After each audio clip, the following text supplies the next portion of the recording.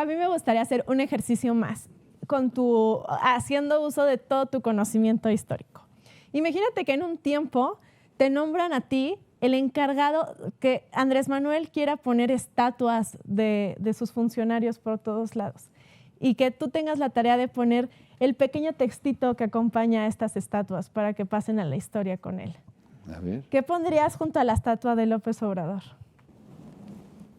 ¿Qué pregunta? Este es el mejor ejemplo de lo que no se debe hacer. Okay. ¿Crees que alguien lo leyenda en el bordo de Xochiaca? Digo, yo la pondría ahí. Esto es lo que es. Él fíjate, qué buena observación, Vero. Él es exactamente el ejemplo de lo que no hay que hacer nunca. Hay que entenderlo así. Es decir, en educación, en seguridad, en tecnología, en ciencia, en desarrollo empresarial, en salud, en lo que tú quieras. Hasta Es en el mejor ejemplo de lo que no se debe hacer. Eso pondría yo.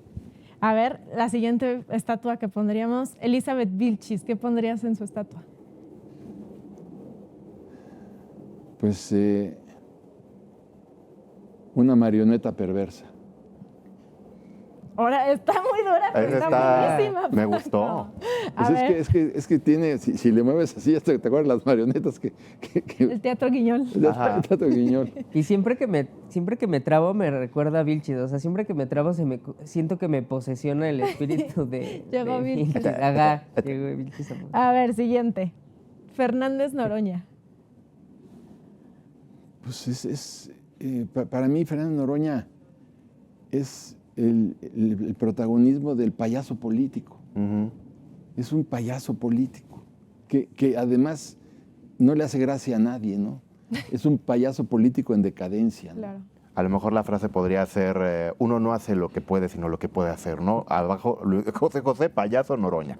Sí, digo, en realidad, que sea candidato a la presidencia de la República, eso habla también de todos nosotros, ¿no? Sí, es un reflejo. Y de que la 4T haya aceptado que un individuo con estas características sea candidato a la presidencia de la República. Pues es que también lo resume muy bien. Exacto. Entonces sí, para mí es un payaso frustrado. Que por cierto, ¿sabe que no tiene posibilidades de llegar a la presidencia? Bueno, ni siquiera a la candidatura de la presidencia, pero... Pero bueno, busca el fuero. Están buscando... ¿Cuántos exacto, años cómo no lleva acomodarse. de legislador? ¿Cuántos? O sea, ha vivido del gobierno, o sea, años. Y es otro que le encanta predicar austeridad y pobreza, pero pregúntenle cómo viaja al extranjero, qué coches usa. Y en salas VIP del aeropuerto, o sea, no, Oye, les gusta vivir como ricos. El Noroña Bus costó $500,000 y es una combi. Vamos a la siguiente estatua. Xóchitl Gálvez. ¿Qué le pondrías a la estatua de Xóchitl Gálvez? Ay, qué maravilla. Yo le pondría la solución de México. Yo creo que es la solución de México. Es una mujer valiente, conocedora, que viene vendiendo gelatinas descalzas en su pueblo, ¿no? En el Valle de Mezquital. Ha estudiado, tiene una maestría, tiene empresas, entiende a las clases marginadas, a las clases vulnerables como nadie. Cuando estuvo en el Instituto Nacional Indigenista, lo vimos cargar a los niños pequeñitos indígenas y les daba de comer y buscaba sus medicamentos, creó universidades para ellos, para aumentar el bienestar de lo que estamos, bienestar real, ¿no? Entonces, es una mujer que se entiende con el sector empresarial, que se entiende con el sector vulnerable, marginado de la población, que ha estudiado y que ha sido muy exitosa, es valiente, es simpática. Para mí, bueno, yo en una placa no me cabrían todos los calificativos para... Muy de acuerdo. Pero es increíble cómo al gobierno le arde, o sea, le arde que Xóchitl haya progresado y les molesta demasiado la historia de Xóchitl. Yo veía en TikTok a estos TikTokers que son pro Cuarta Transformación, estaban haciendo el cálculo de cuántas gelatinas producía Xóchitl por día en aquellos años de 1900, ¿no? Con todo respeto a Xóchitl, por cierto.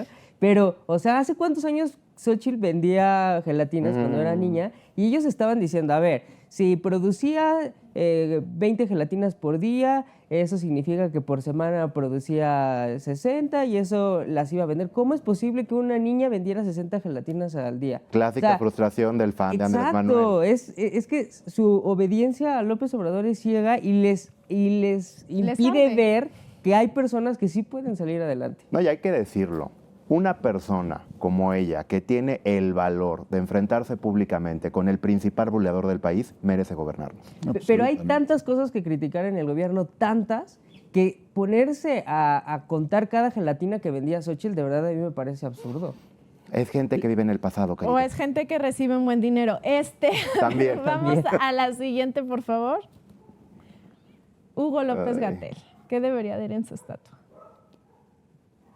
Pues la estatua tendría que, yo te diría, el candidato a la prisión perpetua. Así le pondría yo, el candidato a la prisión perpetua. Es un auténtico criminal. El doctor muerte mexicano. Sí, el doctor muerte, porque de verdad murieron más de 1 millón de mexicanos en la pandemia. Y porque los que están registrados son aproximadamente 750,000. Pero cuando hablas con los médicos, te dicen que muchas personas que tuvieron la tragedia de que se muriera un familiar en su casa, no podían llevarlo a las agencias funerarias si declaraban que se había muerto del COVID. Lo declararon como infarto. Entonces tenían que falsear, porque si se había muerto por el COVID, no te lo aceptaban por contagio en las agencias funerarias. Entonces hay una gran cantidad de actas de defunción falsas, donde dijeron se murió de Neumonía típica. Neumonía era la típica. primera. o se murió de un ataque al corazón, pero no decían la verdad. Entonces fueron más de 1 millón de muertos. Más de 1 millón. Este sujeto vendió mascarillas a China en lo peor de la pandemia. Le quitaron la mitad del presupuesto a la Secretaría de Salud en plena pandemia. O sea, este sujeto es un candidato de verdad muy importante para la prisión perpetua. Nunca habíamos tenido un subsecretario que fuera un salvaje, un criminal como este sujeto. Sí, que trajera la guadaña en el portafolios. Entonces, el doctor es el doctor muerte que debía estar, y es uno de los candidatos de lo que decíamos al principio, de la purga.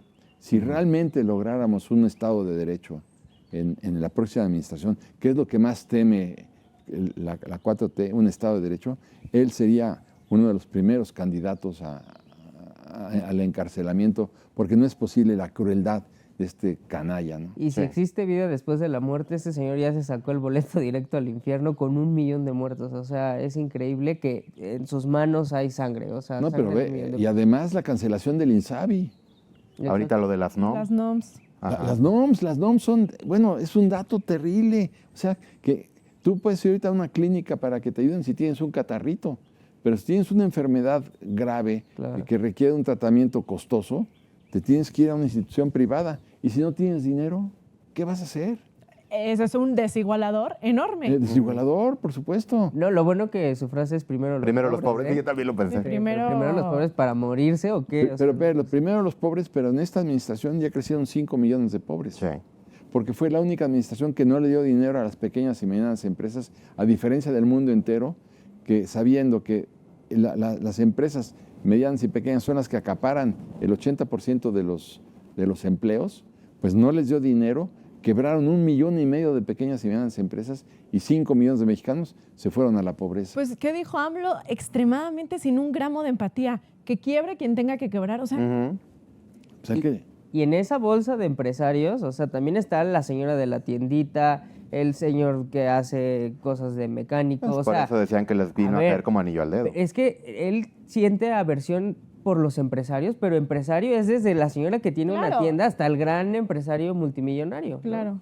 A ver, vamos a la última persona. ¿Qué pondrías en la estatua de Claudia Sheinbaum? qué foto, ¿no? ¿Hacen estatuas grises de concreto? Crisis de- Pues una imitadora frustrada. Porque ya ahora hasta quiere hablar como López Obrador, Sí. que está aprendiendo las muecas con la mano izquierda, la dicción. Yo te diría que es una imitadora una... ¿Mala copia? Sí, no, es es un mimo frustrado, porque no es más que eso, o sea, su misma voz, sus mismos conocimientos, el desempeño en la Ciudad de México y que esté lanzada para ser presidente de este país, caray, hombre, yo sí le diría que es, pues eso, una imitadora muy frustrada. Paco, pues estamos llegando al final de este gran programa de la segunda.